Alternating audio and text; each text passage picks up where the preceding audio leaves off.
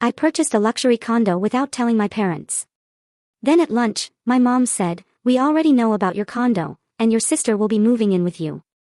I pretended it didn't bother me, but 2 weeks later, when they all showed up, bang. A loud shock. Missed calls. There are moments in life that redefine everything, a line in the sand you never thought you'd draw. For me, that moment came when my own mother, handcuffed and screaming, accused me of destroying our family, all because I dared to protect the sanctuary I had built with my own hands.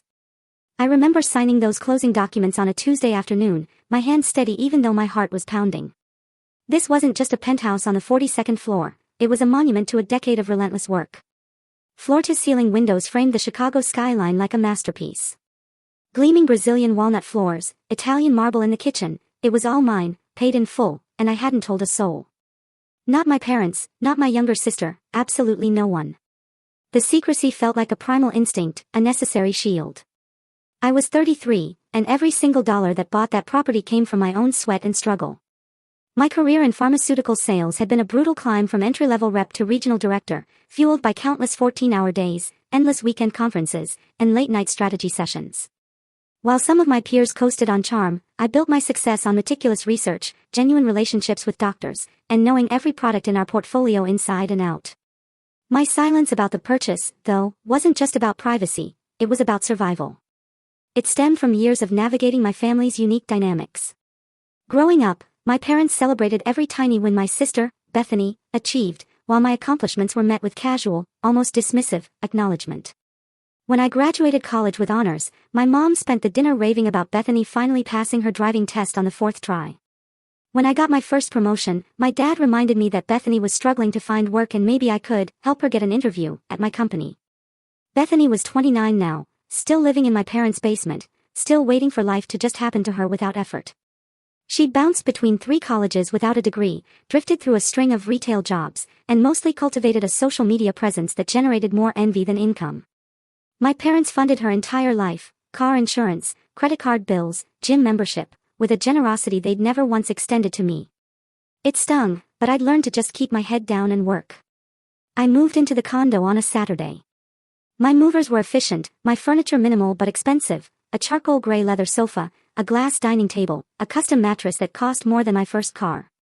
I hung abstract art, installed smart home tech, and programmed the security with codes only I knew. This building was everything I'd dreamed of, a fitness center with personal trainers, a rooftop terrace, a business center, 24-hour concierge. The HOA fees alone were more than I used to pay in rent, but I could afford them easily now. My neighbors were surgeons, corporate attorneys, people who exchanged polite nods, not probing questions. The anonymity was liberating. I set up the second bedroom as a home office, shelves filled with my professional library, my desk facing the lake. From there, I could see boats in the summer, the city lights twinkling below as I reviewed sales reports. It was my sanctuary. Then, 3 weeks after moving in, the text arrived from my mother, "Join us for lunch on Sunday." It sounded casual, but I felt a chill. I'd been dodging family dinners for weeks, citing work. My absence had clearly been noted. This felt like a summons. I walked into the restaurant at 1 p.m. to find them already there, my parents and Bethany. My mom was in her special occasion blouse, my dad's beard neatly trimmed. Bethany, as always, was glued to her phone. "Christina, darling, so glad you could make it," my mother trilled, rising to hug me, her overpowering floral perfume enveloping me. "We hardly see you anymore." "Work's been demanding," I said, settling into my chair, unfolding my napkin. "Just launched a new product line, managing the regional rollout." "Always so dedicated," my father remarked, though his tone suggested it was more of a criticism. "Your mother and I were just telling Bethany how proud we are of both our daughters." Bethany just glanced up, offering a smile that didn't reach her eyes. She was wearing a designer sweater I recognized, probably 4 figures. My parents' generosity, it seemed, knew no bounds. We made small talk, weather, neighborhood gossip, my dad's golf game. It all felt rehearsed, like they were building to something. I sipped my water, waiting. I knew from experience that patience was key to uncovering their real agenda. Dessert arrived before my mother finally broke. She put down her fork, fixing me with a look I knew from childhood, the one that demanded I accept her pronouncements without argument. "Christina, we need to discuss something important," she began. "We know about your apartment." The restaurant noise faded. I deliberately set my coffee cup down, meeting her gaze. My condominium, I corrected, my voice quiet but firm. Yes, your fancy new place downtown, my father interjected, accusation in his voice. Quite an upgrade. And you didn't even mention you were moving. I didn't realize I needed permission, I said, keeping my tone neutral. I'm 33 years old. That's not the point, my mother leaned forward. The point is your family, and family shares important news. We had to hear about it from Barbara Hendress at the grocery store. Her son works in real estate and handled a transaction in your building. Can you imagine how embarrassing that was? Finding out my own daughter bought a luxury condominium from a stranger. That familiar weight of guilt, that old programming that insisted I owed them explanations, apologies, tried to settle over me. But I fought it. I straightened my spine, maintaining eye contact. I wanted privacy regarding my personal decisions. Privacy, Bethany muttered, still on her phone. That's rich coming from Miss Perfect, who used to lecture me about responsibility. Bethany, my mother snapped, though without real force. She turned back to me, her expression softening into what she probably thought was maternal concern. Darling, we're not upset you bought a place. We're thrilled you're doing so well. But we think it's time you gave back to the family. Helped out your sister, who hasn't had the same advantages you have. The sheer absurdity of it hung in the air. We grew up in the same house, went to the same schools, had the same opportunities. The difference?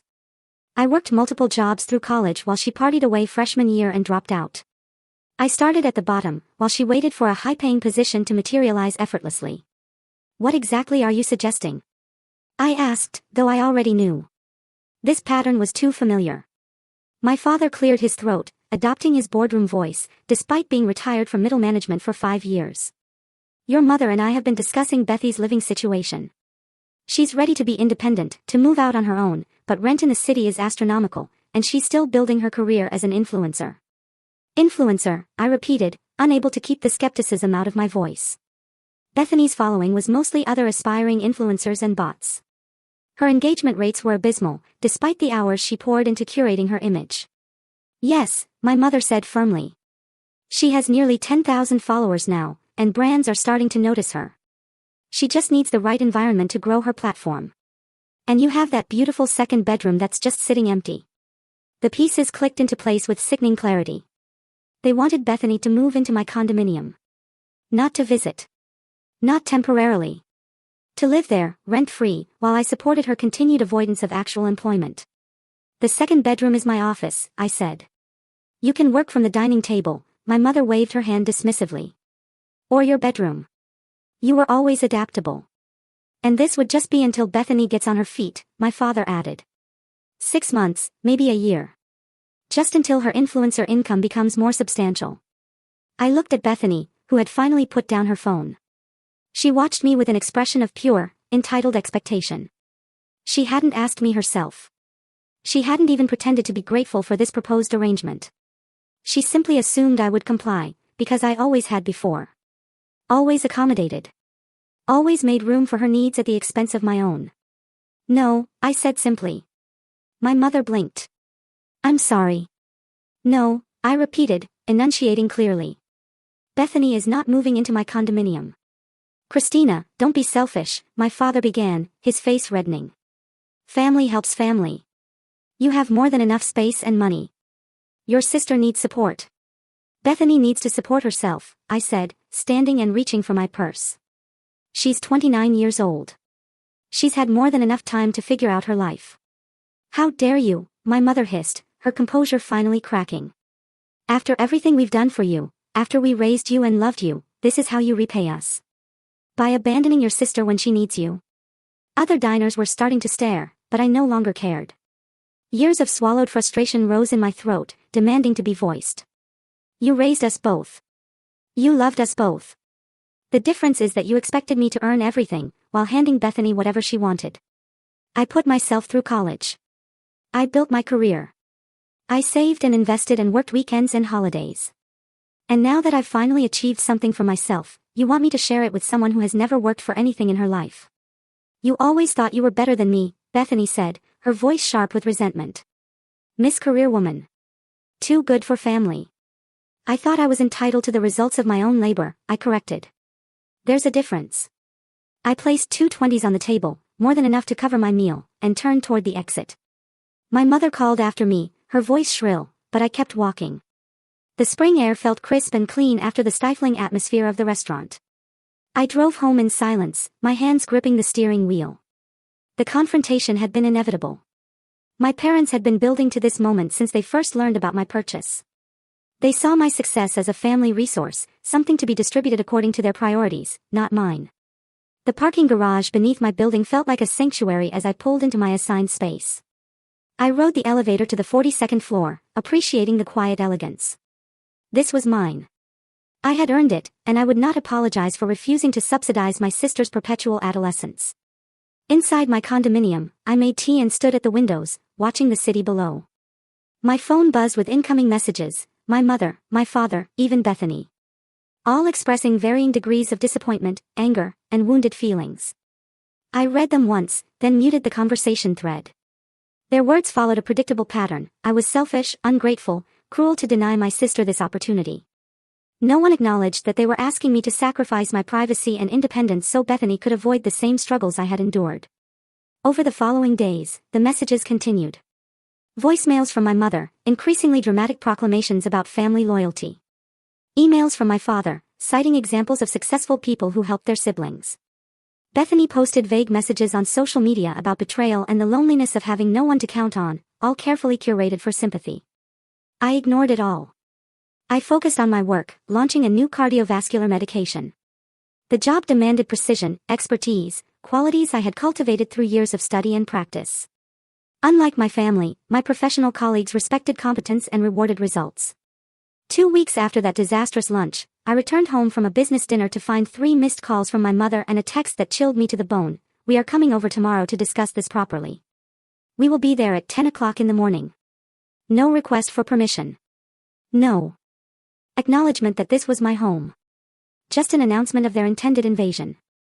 I sat on my sofa, considering my options. I could be there, confront them, turn them away. But that would mean taking time off work for a conversation that would inevitably devolve into accusations and demands.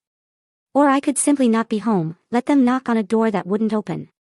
Neither option addressed the larger issue, my family's fundamental disrespect for my boundaries. They believed they had a right to my home, my resources, my life.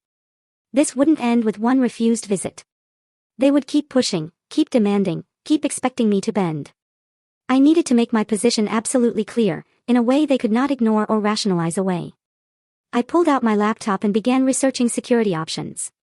My building had standard systems, but I wanted something far more robust for my unit.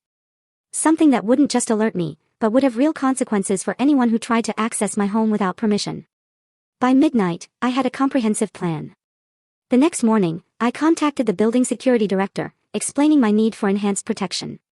He was sympathetic and professional, offering solutions that integrated with the building's systems. I installed additional smart locks requiring both a code and biometric verification. I upgraded my cameras to include facial recognition. Most importantly, I contracted with a private security firm that monitored high-value properties throughout the city. Their response time was under 5 minutes, and they had direct lines to local law enforcement. The final component was the most crucial. I filed a formal trespassing notice with the Chicago Police Department, specifying that my parents and sister were not authorized to enter my property under any circumstances. The officer who took my statement asked if I was certain, warning of serious legal consequences for my family. I assured him I was very certain. The paperwork established a clear legal boundary. If my parents or Bethany entered my condominium without permission, they would not just be breaking a family trust or violating my privacy. They would be committing a crime. I spent the afternoon before their announced visit making final preparations. I tested every component of the security system, verified camera sight lines, confirmed the security firm had my updated contact info. I set my phone to forward all alerts to my smartwatch. That evening, I packed a bag and checked into a downtown hotel. I had an early meeting the next morning in the western suburbs, so staying closer to the highway made logistical sense, but the real reason was simpler. I wanted to be elsewhere when my family arrived. I wanted the systems I had put in place to handle their intrusion without my emotional involvement. I slept poorly, checking my phone every hour, despite knowing the system would alert me immediately if triggered. At 7 a.m., I showered and dressed in my best suit, a charcoal gray ensemble that projected authority and competence. My meeting was scheduled for 9, meaning I'd be presenting clinical data when my family arrived. The timing felt appropriate, a physical manifestation of my priorities. While they focused on entitlement, I would be doing what I had always done, working. The presentation went well. I stood before 12 physicians and hospital administrators, discussing efficacy rates and safety profiles with the confidence that came from thorough preparation. My slides were crisp, my delivery polished, and I fielded questions with ease. This was the world I had built for myself, one where merit mattered and results spoke louder than family connections. At 10:15 a.m., my smartwatch vibrated. I glanced down discreetly, my heart rate accelerating as I read the notification, motion detected at front door. Multiple individuals attempting entry. I continued my presentation without missing a beat, years of professional discipline overriding my personal anxiety. I showed the next slide, explained the medication's mechanism of action, and discussed potential applications in high-risk patient populations. All while my watch pulsed with updates, unsuccessful entry attempt. Alarm triggered. Security notified. The meeting concluded at 11, and I excused myself to the restroom before checking my phone properly. The security system had captured everything. Multiple cameras recorded my family's arrival, their attempts to enter using the doorbell, then their escalating frustration when I didn't answer. The footage showed my mother pressing the doorbell repeatedly, her face tight with irritation. My father stood beside her, arms crossed, checking his watch. Bethany leaned against the wall, scrolling through her phone with obvious boredom. After 5 minutes of unanswered rings, my mother retrieved something from her purse. The camera captured it clearly, a key. Not just any key, but one that looked professionally cut, probably copied from a master key they imagined I'd left at their house during a previous visit. I watched in fascinated horror as my mother inserted the key into the lock. The smart system rejected it immediately, flashing red. She tried again, jiggling the key, pushing against the door. Nothing. This is ridiculous, my father's voice came through clearly on the audio. She gave us a fake key or changed the locks, my mother replied, her voice sharp. Which is exactly the kind of secretive behavior we should have expected. I had never given them a key. The realization settled over me like ice water. They had obtained one somehow, probably through deception or by copying a key they thought belonged to my previous apartment. The violation felt profound. The footage continued. My father tried the key himself, then pulled out his wallet and attempted to slide a credit card between the door and frame, a technique that might have worked on a standard lock, but had no effect on my upgraded security system. Throughout this, Bethany remained engrossed in her phone, occasionally sighing with impatience. Just call her, Bethany said finally. This is stupid. We are not calling, my mother snapped. She knows we're coming. She's probably hiding inside being petty. Or she's at work like a normal person, Bethany muttered, but my mother ignored her. The next part of the footage showed my father examining the door frame, running his fingers along the edges, clearly looking for weaknesses. He tried forcing the door, putting his shoulder against it. The reinforced frame didn't budge. This is absurd, my mother said, her voice rising. We are her parents. We have a right to be here. I don't think that's how property ownership works, Bethany observed, finally looking up from her phone. You be quiet, my mother said. This is for your benefit.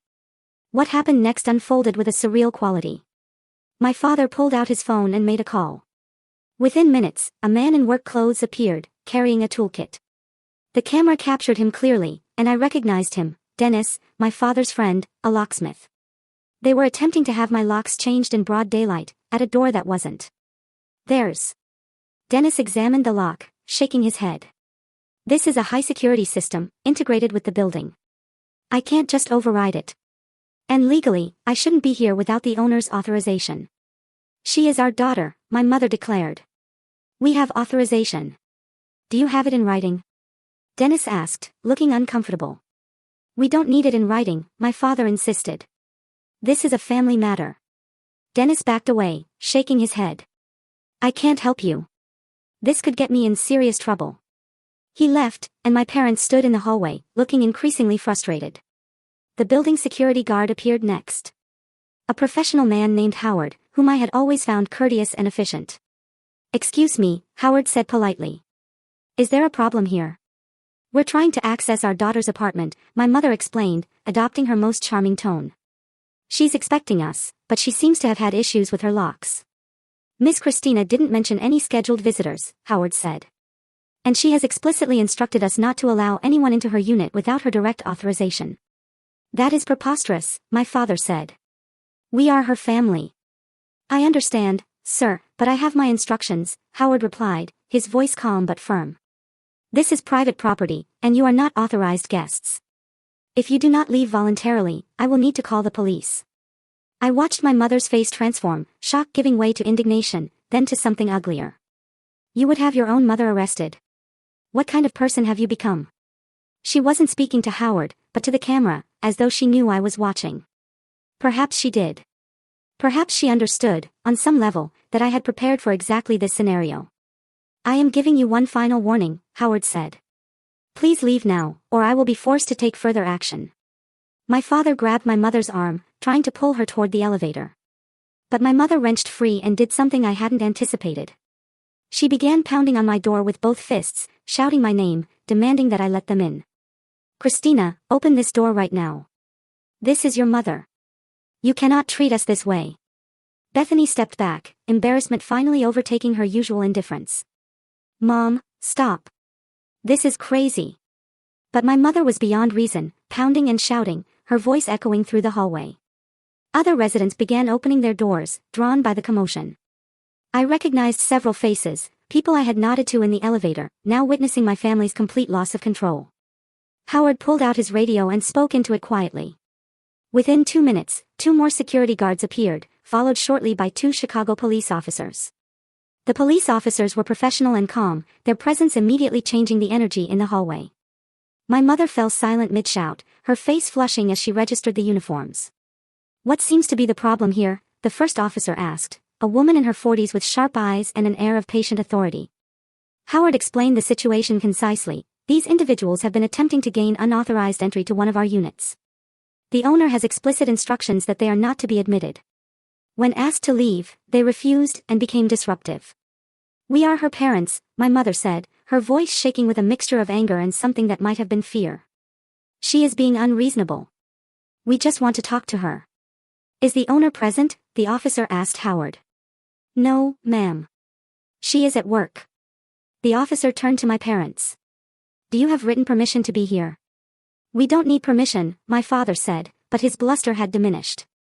She is our daughter. That is not how property law works, sir, the officer replied. Do you live at this address? No, but, then you are trespassing, she said simply. The property owner has the right to determine who enters her home. If she has denied you access, you need to respect that. This is insane, my mother said, looking at the gathered neighbors as if seeking allies. Can you believe this? A daughter locking out her own family. No one spoke.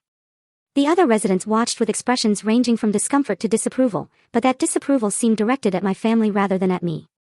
The second officer, younger and built like someone who spent significant time in the gym, checked something on his phone. Ma'am, sir, I am showing that a formal trespassing notice was filed for this address 3 days ago, naming you specifically. That means you are legally notified that you are not welcome here. Your presence constitutes criminal trespass. The color drained from my mother's face. Criminal trespass. That is absurd. She is our daughter. That does not grant you access to her property, the officer said. You need to leave now. If you refuse, we will place you under arrest. I sat in my car in the hospital parking lot, watching this unfold on my phone. Part of me felt sick, seeing my parents humiliated in front of strangers. But a larger part felt vindicated. They had pushed and pushed, assuming I would eventually bend. Now they were facing actual consequences for their refusal to respect my boundaries. My father took my mother's arm again. Let's go. This is not worth it. Not worth it. My mother repeated, her voice rising again. She is family. She should not be allowed to just cut us out. Ma'am, the female officer said, her tone hardening. You need to leave immediately. I will not, my mother said. And I watched in disbelief as she crossed her arms and planted her feet. Not until my daughter agrees to see us. We have rights. You have the right to remain silent, the officer said, and I realized with shock that she was actually going to arrest my mother. Anything you say can and will be used against you in a court of law. You cannot be serious, my father said, stepping between the officer and my mother. This is a family dispute, not a police matter. Sir, step back, the younger officer said, moving forward. Do not interfere with an arrest. What happened next unfolded with the jerky unreality of a nightmare. My father refused to step back. The officers gave him multiple warnings, their voices firm but not yet aggressive. My mother continued to shout about her rights, about ungrateful children, about the deterioration of family values. Bethany stood frozen against the wall, her phone clutched in her hand, her face pale with shock. For once in her life, she seemed to understand that the situation had spiraled beyond her control. The officers moved simultaneously. The female officer guided my mother's arms behind her back, producing handcuffs with practiced efficiency. My mother screamed, an incoherent sound of rage and disbelief. My father lunged forward, trying to pull the officer away from my mother, and the younger officer intercepted him, taking him to the ground in a controlled maneuver that looked painful but professional. Within 30 seconds, both my parents were in handcuffs. My mother was sobbing now, her earlier defiance collapsing into hiccuping. Cries about how this was all wrong. How I had done this to them. How I was destroying our family. My father said nothing, his face red, his eyes fixed on the floor. Bethany Louise, don't just stand there. My mother wailed. Call our lawyer. Call someone. Bethany fumbled with her phone, her hands shaking. I don't know who to call, Mom. We don't have a lawyer. Then call your sister. Make her stop this. The irony would have been funny if it weren't so tragic. Even now, handcuffed and being arrested for trespassing, my mother expected me to solve the problem, to make everything go away, to sacrifice myself for the family's comfort. The officers led my parents toward the elevator. Howard held the door open, his face carefully neutral. I could see several of my neighbors watching from their doorways, witnesses to the complete implosion of my family's attempt to invade my home. Before the elevator doors closed, my mother looked directly at the camera, as though she could see through it to wherever I was watching. I hope you're happy, Christina, she said, her voice dripping with venom.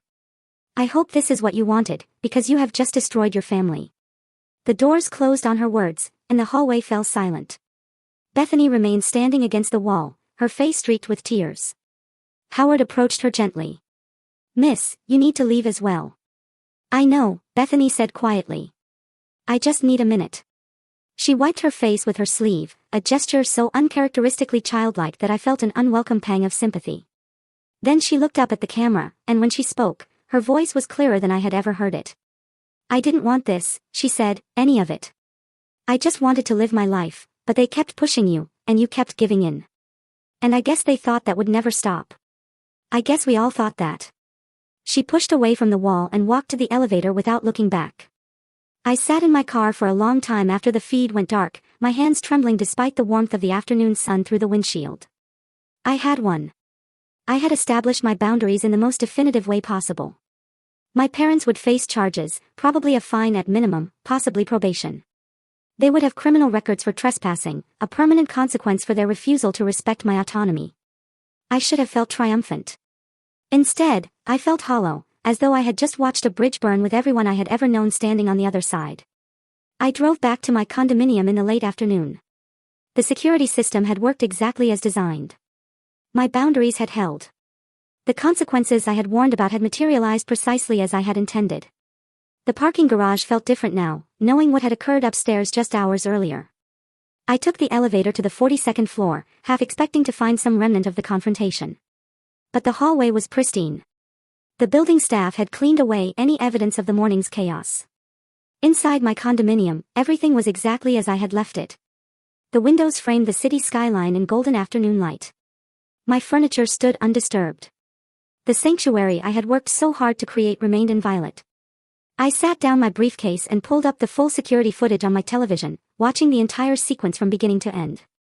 What struck me most was not my mother's breakdown or my father's physical intervention or even the arrests themselves. It was Bethany's face in those final moments before she left. She had looked tired, I realized, not just physically tired, but existentially weary, as though she had been playing a role for so long that she had forgotten how to stop. My phone had been buzzing throughout the afternoon. Messages and calls from extended family members who had heard about the arrests. Apparently, my parents had immediately begun calling relatives from the police station, spinning a narrative in which they were the victims of my cruelty and unreasonableness. Aunt Patricia, I cannot believe you had your own parents arrested. What has gotten into you? Uncle James, your mother is devastated. She raised you better than this. Cousin Melissa, family is everything. How could you? I read through them all, recognizing the pattern. My parents had always been skilled at controlling the narrative, presenting themselves as loving and generous while portraying me as difficult and ungrateful. The difference now was that there was video evidence of what had actually occurred, documentation that could not be explained away or reinterpreted through convenient lies. I drafted a single message and sent it to every family member who had contacted me. I purchased a condominium with money I earned. I did not invite anyone to move in with me. When my family attempted to enter my home without permission after being explicitly told they were not welcome, I enforced standard trespassing laws that apply to everyone. If you would like to see the security footage of them attempting to break in and then refusing to leave when asked by both building security and police, I am happy to share it. Otherwise, please respect my privacy. I attached a 20-second clip from the footage showing my mother pounding on the door while shouting and my father attempting to force entry. Then I muted the group conversation and set my phone aside. The evening stretched before me, empty and quiet. I made dinner, a simple pasta dish with fresh vegetables, and ate standing at the counter while the city lights began twinkling below. This was supposed to be my victory. The moment when I finally established my independence and freedom from family dysfunction. So why did it feel so much like loss? The answer came to me as I was rinsing my plate. It felt like loss because it was loss. I had lost the fantasy that my family might someday see me as I actually was, might recognize my worth without trying to extract value from it. I had lost the hope that my parents might eventually treat me and Bethany with equal respect, might stop enabling her while demanding more from me. Those losses hurt, but they were losses of illusions, not of anything real. The relationships I had mourned had never actually existed except in my imagination and desperate hope. My phone rang and I glanced at the screen. Bethany. I hesitated, then answered. Christina. Her voice was small, uncertain in a way I had rarely heard. I'm here. They're being charged with criminal trespass. Dad, too, because he tried to stop the cops from arresting Mom. Their court date is in 3 weeks. I know. Silence stretched between us. I could hear her breathing. Could almost see her sitting somewhere in my parents' house, surrounded by the remnants of a childhood neither of us could return to. Why did you do it? She asked finally. Why not just talk to them? Tell them no again. I did tell them no, I said quietly. At lunch. Clearly and definitively. They chose not to accept that answer. They chose to show up at my home uninvited. They chose to attempt to break in when I wasn't there. They chose to refuse to leave when asked by building security and police. Every step of this was their choice. They thought you were bluffing, Bethany said. They thought you would never actually let them get arrested. I know. More silence, then. I didn't want to move in with you, just so you know. I have my own life. Weird as it is. They decided that for me, like they always decide things for me. Like I'm still 12 and can't make my own choices. This surprised me. Then why did you go along with it? Because fighting them is exhausting, she said simply. You know that. You fought them your whole life. I just gave up and let them run things. It was easier. How did that work out for you? She laughed, a sound without humor. I'm 29 years old, living in my parents' basement with no degree and no real job prospects. So, not great. I guess. You could change that. Maybe, she said. Maybe not. But at least now I know where you stand. No more wondering if you might cave if they push hard enough. No, I agreed. No more wondering. For what it's worth, Bethany said, her voice going even quieter. I don't think you did the wrong thing. I think you did what you needed to do. I just wish it didn't come to this. Me, too. I should go. Mom's calling me from the other room. She wants me to convince you to drop the charges. That's not how criminal charges work. The state is prosecuting. I cannot drop anything. I'll tell her that. She probably won't listen. Bethany paused. Take care of yourself, Christina. You too, Bethany. The line went dead, and I was alone again in my beautiful condominium, surrounded by everything I had worked for and sacrificed to achieve. The city sprawled below me. Millions of people living their lives, navigating their own complicated relationships with family and autonomy, and the impossible balance between loyalty and self-preservation. The next 3 weeks passed with surreal normalcy. I went to work, attended meetings, met with clients, and managed my sales team as though nothing had changed. But everything had changed. The absence of my family's constant demands created space I had forgotten could exist. Room to breathe and think without the perpetual weight of their expectations. The extended family's response evolved from initial outrage to grudging silence as more people watched the security footage I had shared. Seeing my parents attempt to break into my home, watching my mother's theatrical breakdown, observing my father's physical aggression toward police officers, these things were difficult to rationalize away. The narrative my parents had constructed of a cruel daughter punishing her loving family crumbled under the weight of visual evidence. My Aunt Patricia called to apologize. "I shouldn't have jumped to conclusions," she said. "Your mother made it sound like you had them arrested for just showing up. She didn't mention the breaking and entering attempt or refusing to leave. For what it's worth, I think you've been remarkably patient with them over the years. More patient than I would have been." Other relatives followed suit, some apologizing, others simply stopping their messages of condemnation. A few sided firmly with my parents, accepting their version of events despite the contradicting video. I blocked those numbers and moved on.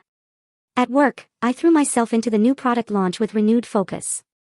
Without the constant drain of family drama, I found I had energy for strategic thinking, for mentoring younger sales representatives, for building partnerships across my region. My supervisor noticed the increased productivity and mentioned I was being considered for a promotion to senior director, a position that would include a substantial salary increase and equity in the company. I met with my financial advisor to discuss investment strategies. The condominium had been an excellent purchase, already appreciating beyond my projections. We talked about diversifying my portfolio, about long-term wealth building, about the power of compound growth over decades. For the first time in my adult life, I was planning my financial future without factoring in potential demands from family members. 3 days before the court date, my mother called. I almost didn't answer, but curiosity won out. "Christina." Her voice was subdued, lacking its usual commanding tone. "We need to talk." "I'm listening." "The lawyer says we're going to be convicted.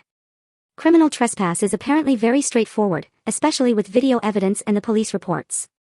He says the best we can hope for is a fine and probation, but it will be on our permanent record." "That sounds accurate." "This will ruin us," she said. And for the first time, I heard genuine fear in her voice. "Your father volunteers at the community center. They do background checks. He'll lose that. And I'll lose my position on the library board. We'll be criminals." "You committed a crime," I said simply. "This is the consequence." "But it was just about family," she protested. "We weren't trying to rob you or hurt anyone. We just wanted to talk to you." By breaking into my home, I reminded her.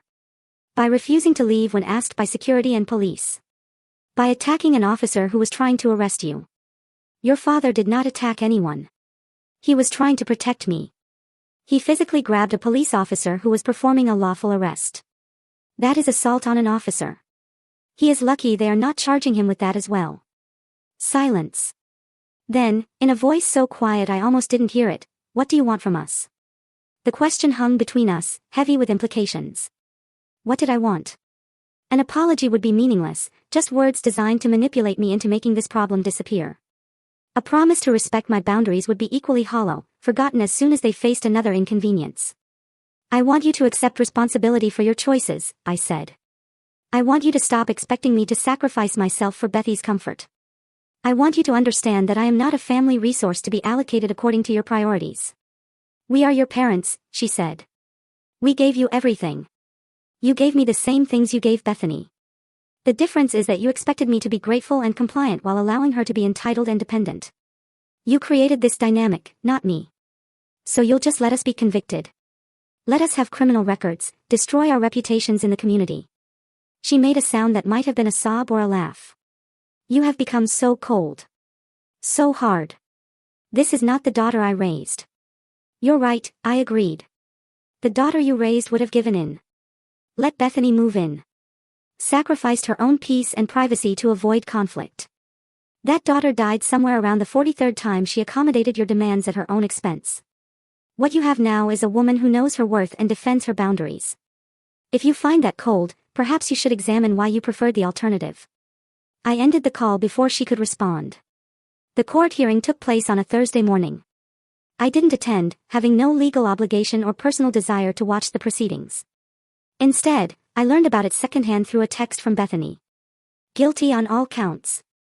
Mom and Dad got 6 months probation, $500 fine each, and mandatory community service. They're devastated.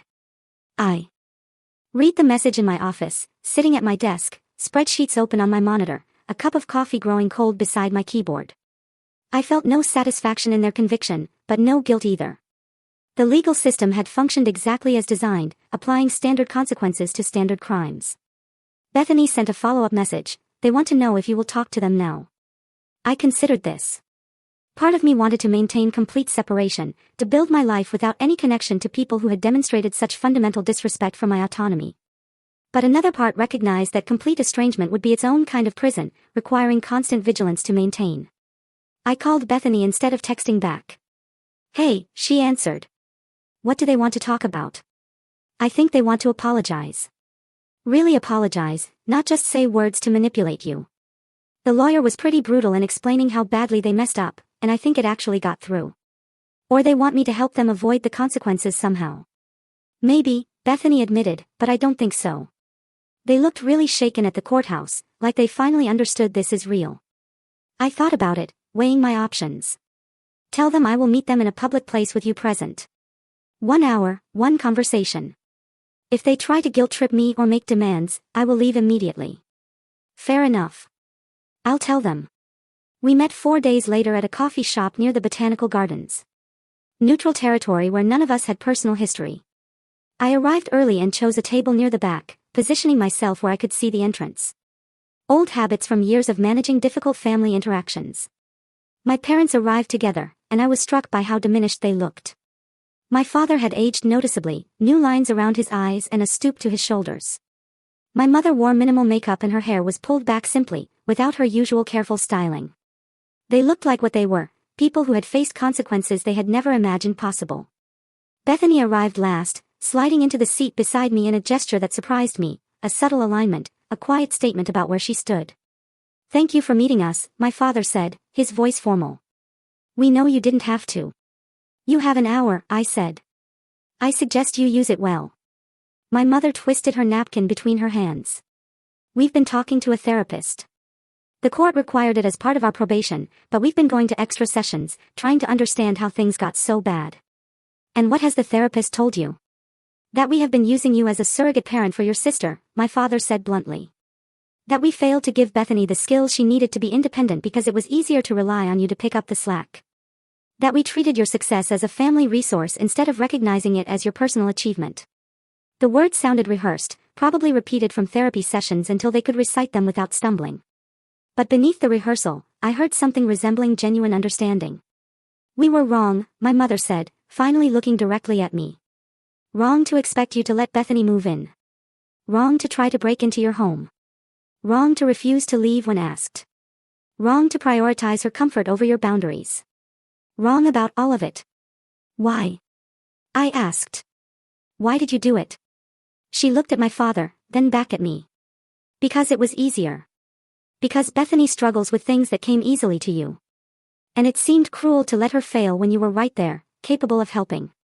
Because we told ourselves we were keeping the family together. But what we were really doing was avoiding the hard work of teaching her to stand on her own. And it wasn't fair to you." My father added, "We can see that now. We made you responsible for problems that were not yours to solve." Bethany spoke for the first time. "They've been in therapy sessions with me, too, talking about my patterns, my avoidance, my dependence. It's been pretty brutal, honestly, but necessary." "What happens now?" I asked. "We fulfill our probation requirements," my mother said. "We continue therapy.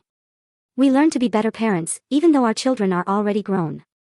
And we hope that someday you might be willing to have a relationship with us again. Not the old relationship, where we made demands and you accommodated. Something new. Something healthier. Where we respect your boundaries and appreciate you for who you are." I sat back in my chair, processing this. They looked sincere. They sounded sincere. But words were easy. Change was hard. "I need time," I said finally. "Time to see if this is real, or just a performance to get back into my good graces." "That's fair," my father said. "We understand." 6 months passed before I agreed to another meeting. During that time, I watched from a distance as my parents followed through on their commitments. My father completed his community service at a food bank, logging twice the required hours. My mother attended therapy every week and began volunteering at a women's shelter, working with residents on job skills and financial literacy. Bethany moved out of my parents' basement and into a modest apartment with a roommate. She got a job as an administrative assistant at a marketing firm, entry-level work that paid little, but provided structure and experience. Her social media presence became less curated, more authentic, showing her actual life instead of an aspirational fantasy. She was building something real, finally, even if it was small and imperfect. When I finally agreed to dinner with my parents, it was at a restaurant of my choosing, at a time convenient for my schedule. These details mattered. They demonstrated that the power dynamic had shifted, that my needs would be centered in our interactions going forward.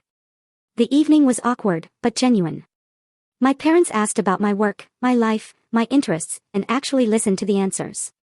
They shared updates about their own lives without making demands or dropping hints about how I could help. When my father mentioned that Bethany was struggling with her car payment, my mother immediately changed the subject, a conscious course correction that I recognized and appreciated. "We are proud of you," my mother said as dessert arrived. "We should have been saying that all along, without qualifications or comparisons. Just proud of who you are and what you've built." "Thank you," I said simply. We didn't become a close family overnight. Healing from years of dysfunction required more than a few dinners and therapy sessions. But we established something workable. A relationship based on mutual respect rather than obligation and guilt. I saw my parents every few months, met them for lunch or dinner, maintained cordial contact. Bethany and I developed our own relationship, separate from our parents. Occasional coffee dates where we talked about our lives without the weight of old resentments. I never invited any of them to my condominium. That space remained mine alone. A sanctuary I had fought to protect. They never asked to visit, understanding that some boundaries were permanent. My career continued to flourish. I received the promotion to senior director, then advanced again to vice president of the Midwest region. I bought a small vacation property in Wisconsin, a lake house where I spent summer weekends reading and kayaking. I dated occasionally, but never seriously, content with the life I had built. The story of my family's arrest spread through our extended family and social circle, a cautionary tale about boundaries and consequences. Some people saw me as cold and unforgiving. Others recognized me as someone who had finally valued herself enough to demand respect. I stopped worrying about which narrative people believed. 5 years after the incident, I ran into my old building security guard, Howard, at a restaurant downtown. He recognized me immediately and came over to say hello. "You probably don't remember me," he began. "Of course I do," I said. "You helped me establish very important boundaries." He smiled, looking relieved. "I've thought about that day many times. Wondered if I did the right thing, if I could have handled it differently." "You did exactly what I needed you to do," I assured him. "You enforced my rights when my own family would not respect them. That mattered more than you know." "I'm glad," he said. "I have daughters of my own, and I've tried to teach them what I learned from watching you. That they don't owe anyone access to their lives, not even family. That boundaries are healthy and necessary." After he left, I sat with my drink and thought about the woman I had been 5 years ago, standing in that restaurant with my family, demanding I sacrifice my home and privacy. That woman had been afraid, uncertain whether she had the right to protect what she had earned. The woman I was now had no such doubts. The arrests and convictions had consequences that extended far beyond the legal penalties. My parents lost several social connections, people who could not reconcile the image of respectable community members with individuals who had criminal records for breaking into their daughter's home. My father eventually resigned from his volunteer position, not because they asked him to, but because he felt the weight of judgment every time he showed up. My mother stepped down from the library board for similar reasons. They moved to a smaller house in a different neighborhood, a fresh start where fewer people knew their story. The shame followed them anyway, as it should. They had violated fundamental principles of respect and consent, and those violations came with social costs that no amount of therapy could completely erase. As for me, I stood at my floor-to-ceiling windows 5 years later, watching the Chicago skyline glitter in the evening light, and felt only peace. The price of protecting myself had been high, but the cost of continuing to sacrifice my own well-being would have been higher. Sometimes, triumph wasn't about elaborate schemes or dramatic confrontations. Sometimes it was simply about refusing to accept less than you deserved, about enforcing boundaries, even when everyone insisted you were wrong to have them. My family had learned that I meant what I said, that my no was final, and that lesson had been worth every uncomfortable moment.